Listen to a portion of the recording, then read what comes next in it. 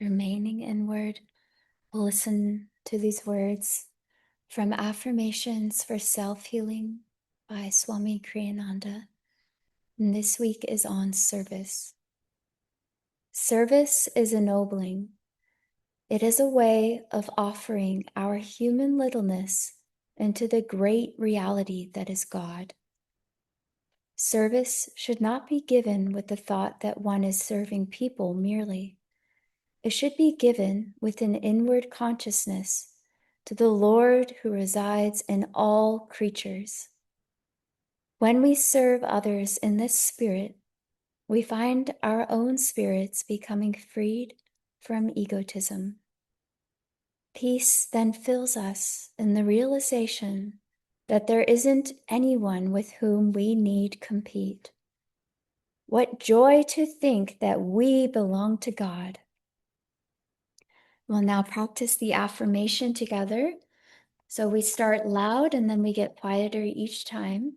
So in a nice loud speaking voice, you can repeat after me. I will serve God. I will serve God Through others. through others. And by my service to Him. And by my service to Him.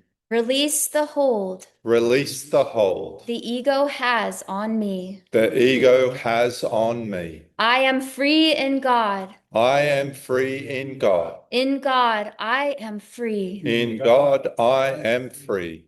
And now a bit softer in a speaking voice. I will serve God. I will serve God Through others. through others. And by my service to Him. By my service to Him.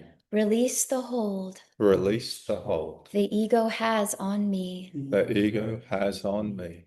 I am free in God. I am free in God. In God, I am free. In God, I am free. And now in a whisper, I will serve God through others. And by my service to Him, release the hold the ego has on me. I am free in God. In God, I am free. And now let's mentally repeat this affirmation, just concentrating at the point between the eyebrows where our soul resides, and silently repeat, I will serve God through others, and by my service to Him, release the hold the ego has on me. I am free in God. In God, I am free. And listening to this prayer now, feeling these words within your heart. All that I do, Lord, I do for love of Thee. Accept the flowers of my service to Thee as I place them on Thy altar of omnipresence. Om.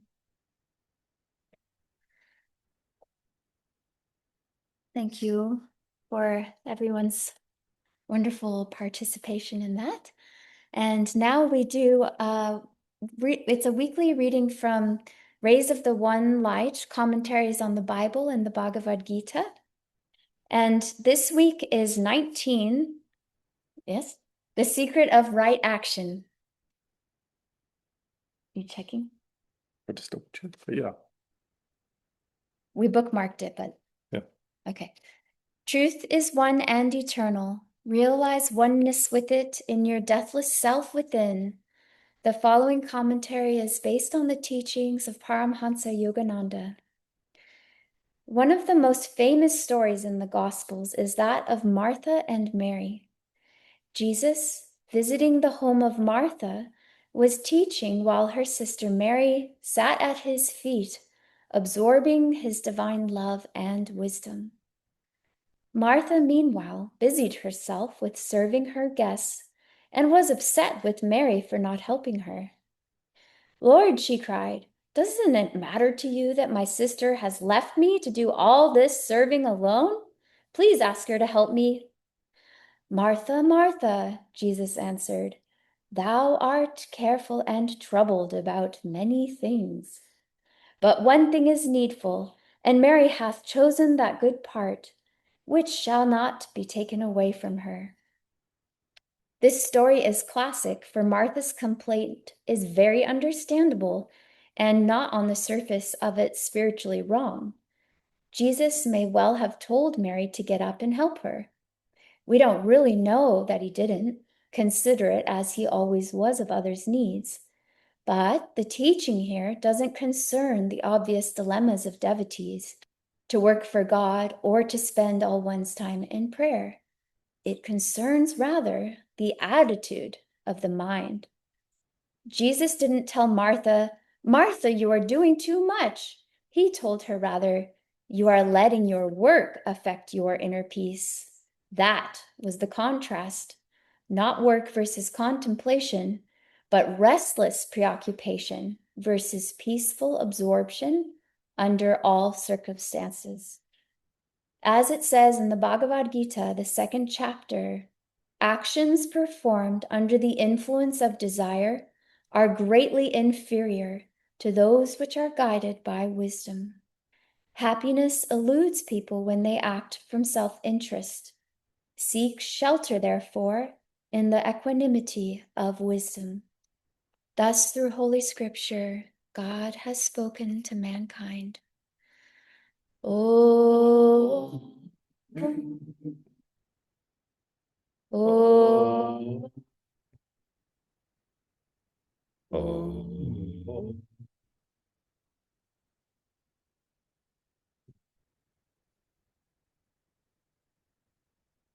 What a wonderful service that actually falls in Australia on Mother's Day. And so to all the mums in Australia, happy Mother's Day. It's tomorrow there. Yeah, it is tomorrow there, Sunday. So happy Mother's Day, and what a joy and what a beautiful expression and service this week on the right action. And really, we're doing it to serve Divine Mother. And it made me ponder a little bit of, a little bit about, well, how would Divine Mother want us to live? And we spent a lot of our time praying to Divine Mother and asking for all these little, when you think about them from a Divine Mother perspective, tiny little specks of nothing, I want the right car, I want the right house, I want the right people, I need the right things in life. And it's kind of interesting because ultimately, does Divine Mother really care about those things? Divine Mother really only cares about the return of our love. That's why we're given free will. And it's a little bit crossover into, well, what is the right consciousness? What is the right action in consciousness and ego? So how do we go about our lives in everything that we do? Yeah, what a wonderful thing. And humorously, what came to my mind around consciousness was, do you remember that little game that used to be called Operation? Yes. And it had the little body parts that were inside, and it had a little electrical a zappy part around the outside, and when you started off, you were in there, it was zzz, zzz, zzz. And it made me dawn on me because consciousness is really, really an important part of our evolution. And ego, we can't do without it up until the point of freedom. It's a relying on it. And the free will working with ego is what releases us into the freedom of what we're after. And so if you think about consciousness, another humorous thought came into mind was the old Simpsons, Homer Simpson, where he keeps going back in to get the donut or whatever it is, and he keeps getting zapped. It's dope, and back in. And that's that animal consciousness that we've evolved from. And we all know now with science that there's consciousness in everything. There's consciousness in water. The Buddhists believe if you put water beside your bed and you offer your thoughts before you go to sleep, that the water takes on that consciousness. And then you can wake up free of those consciousness. And we know that there's consciousness in plants. Reading Autobiography of a Yogi, there's a spectrum of science behind this consciousness that's in everything. But how do we evolve? You know, if you read a scientist that comes out, well, the bees out there to pollinate, and that's their sole job. And then you got to start wondering, well, does that bee fly around and actually just do that? That's their sole purpose in life, and then they pass on. Well, you know, that's that balance of where it is. But that evolution of our own consciousness is kind of an interesting one because it starts when we start being aware of our consciousness. We're in this delusion for a long time until really we're sick of suffering. And that's the duality of life, isn't it? You know, we're in it. We think I, that's our consciousness. We think that ice cream brings me joy. We think that the sunrise brings me joy. We think that all these things bring me joy, or that thing brings me sorrow, conversely. And that's a real I consciousness. And so why we're being given free will around this consciousness is that we have the chance to move away from I into unity. So that means whatever I think about affects other people. And then eventually you move into the consciousness of what we all think about creates the consciousness of where we sit. And that is why we have the duality of life, because if it was all roses, we'd all be sitting pretty and we'd all be connecting with God. But we need that awareness to wake us up from that consciousness, from the ground root solidity all the way through to freedom. We're evolving with that consciousness. And you know, it's kind of even a little bit like we did today. There's a wonderful group together today that worked hard in the beautiful Hawaiian countryside with rocks and built the foundations of the new temple that's going in here. And the interesting part about that is it's bricks and mortar. So if we think about the work that goes into bricks and mortar, it's building something that's going to be beautiful. But by itself, it does nothing, does it? So the foundations of what we have really don't mean anything. It's literally a place that we're going to be. But what is the elevation? What is the freedom behind that is the consciousness that comes into that place and what we put behind that place. And it's the same with communities. We can build a whole town, if we like, of bricks and mortar, but it's not that builds the community. It's the consciousness, it's the work behind it. And that's what that parable's about. It's about Martha doing all the hard work, but without the consciousness behind service, then it doesn't ultimately mean anything. And what's kind of interesting with that is through this evolution, our dear Guruji, here we go, from Whispers of Eternity, wrote the amazing poem called Samadhi. And I'm only going to take a few parts of Samadhi, but it was suggested by Yogananda that we really memorize this poem about Samadhi. And to help us get there. To help us know what that freedom's all about. So, being that we're talking about ego and consciousness, I thought I'd just take the I parts out of Samadhi, which is kind of an interesting thing. And you'll start seeing the evolution of the I. And at first, the first I that comes up is, I live without the cosmic shadow, separateness. You think about the shadow is that delusion, the shade that's over us. I live without the cosmic shadow. Then we move to the next I that is in this poem, and it's ever present, all flowing I everywhere. So it's recognizing I everywhere, and that could be taken from that egoic place or part of it. But you're starting to recognize that there's lots of I's out there, I everywhere. But if we live in our consciousness, we're still in this separate phase. We're in this separate part of what's happening. We move to the next I, which is I swallowed transmuted all. We start recognizing that we are one with all. That little ego is actually a part of the greater consciousness. And I'll keep going. The next one is, thou art I am thou.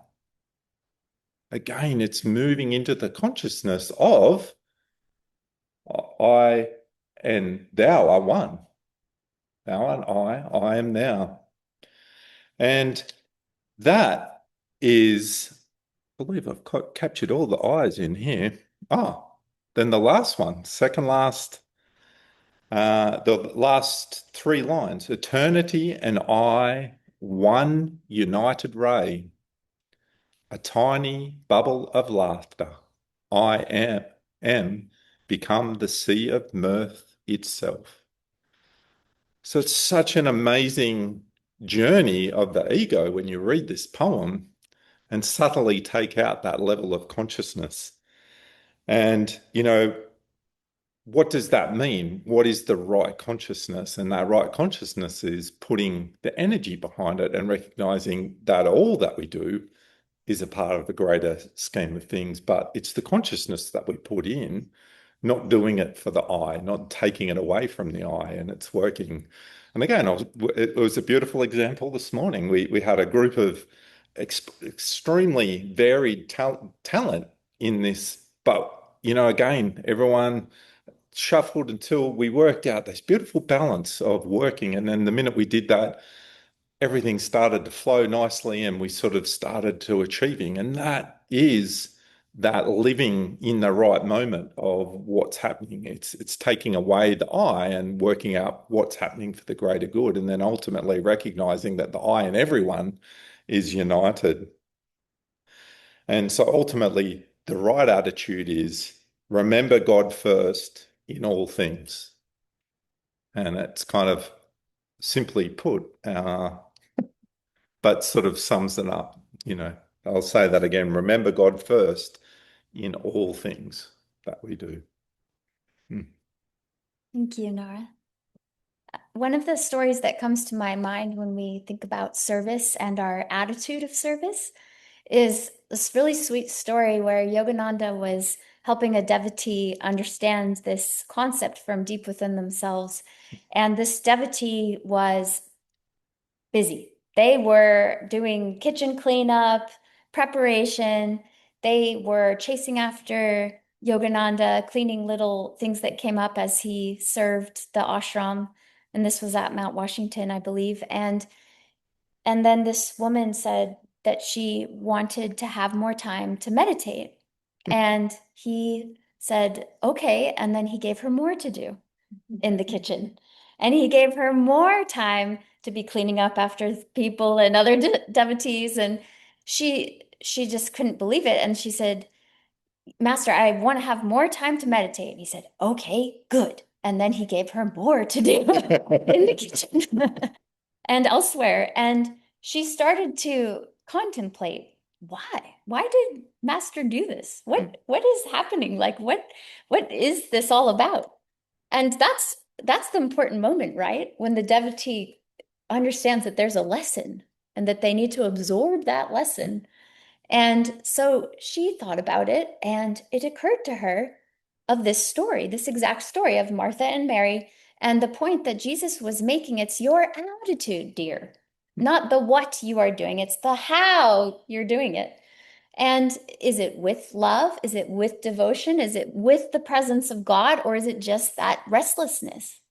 And I think that especially in this age of energy, this is a really important teaching of Yogananda, because he said that he brought these exercises of energization, of Kriya Yoga, Hongsa, all of these techniques of Om, listening to the sound of Om, all the chanting that we have, even Gayatri mantra that we do, japa, all of these things, we have to remember the lesson to bring them into our day, because everything that we do has a ripple effect.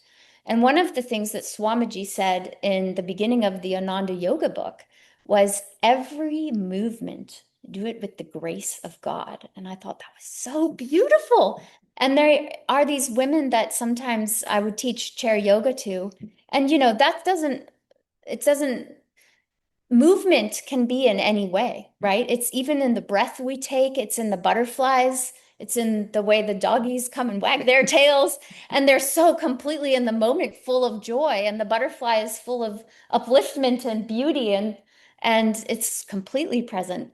But whatever it is, we don't realize what it is doing in the world because we are all connected. And I think Samadhi, that was a really excellent poem to bring into today. Because union, as Swamiji said, the path is actually quite simple. It's meditation, one-pointed concentration on the divine, and service, which is forgetfulness of the little self into the greater unity consciousness that we are all one, and that God is in each soul, manifests as creation, whatever, form a being might be in that evolution. But how important it is for every little moment. So in this chair yoga class, these little beautiful souls who were of varied physical abilities at that time in life, they had the most graceful arm movements, or they would just do a simple adjustment of their body, but they did it with a divine presence. They infused that moment with that grace, that feeling of grace. And I think that is a part of what he was saying is you can be doing good works outwardly, but where are you on the inside? So if you're cooking, we all know the stories of when Swamiji would try the food that someone had made, he could tell if they had made the food with Om. And I have a really sweet story from when I was living at Ananda Village. I love experimenting. So if I read a story and I hear that this works on our path, I go and I try it. So I made Rice Krispie treats for anyone who knows about those. Their vegan kind was vegan marshmallows. Yes, and butter. And you melt it in with the Rice Krispie and it makes a giant mess that's really hard to clean up later. But anyway, I did it chanting Om and I mixed it. I used my very clean hands, put as much love as I could into these Rice Krispie treats and brought them to a little Christmas party at Crystal Hermitage when they do. It's like an event where all the Sangha groups of the office at the village, they come together, everybody's brings something. And I saw Jyotish and I was watching and he kept going back to get these Rice Krispie treats. And at the end of the party, he said, "Can I take these home?" And he did. He brought them home. And so he didn't know that I'd made them or anything. Tried to stay out of it, right? But I was watching the effect of consciousness on things we do. And we have a friend, Bhakti, who I don't know if she's here today, but she talked about this she used to do the housekeeping for Swamiji. And she would do it with so much devotion. Obviously, Bhakti means devotion, and it's the upliftment of the heart toward God. And she just put her highest energy into every like little nook and cranny, and you could feel it. And Swamiji said she was like his favorite cleaner because he'd walk in and he felt the blessings of her energy, not just the cleanliness, but the infusing of joy and love and, just higher self. And so I think that's what we all have to aspire to. And these are the lessons that we're being given. And when you notice, remember the lesson is to become aware that there's a lesson. When you notice you're getting caught up in a bit of restlessness and you come out of your center, Swamiji was brilliant at doing so many things, but he said, I never lose my peace. Peace is my bottom line. And I probably said that stronger than he did. But he wanted us to know that you can do many things. And as it says here in the commentary, it's not that she was doing a lot, it's that she lost the peace and the consciousness and the attitude in the moment of her action. So that's when we need to catch it and then correct ourselves. We can always offer it back to Divine Mother. We all know we're not perfect. And this is a school, and that's why we're here, is we still have things to learn. But, even just turning on a smile or reminding yourself to sing a chant or bringing yourself into if you're a feeling person, just feeling your body and your feet on the ground, and every step you take, just consciously be mindful and present. And so that is, I think, something we can all do as we go about our weekend, our week, whatever it is. Just, bring that into your homework for what can I do, something more consciously, more attuned with that right attitude so that I can be a butterfly effect of some more love in the world, a little more healing in the world, a little more joy and peace and harmony, which we all know we need. So that's the goal for all of us, is to be a part of that divine joy and share it with others. Hmm. Yes, even with the gecko. And we have a song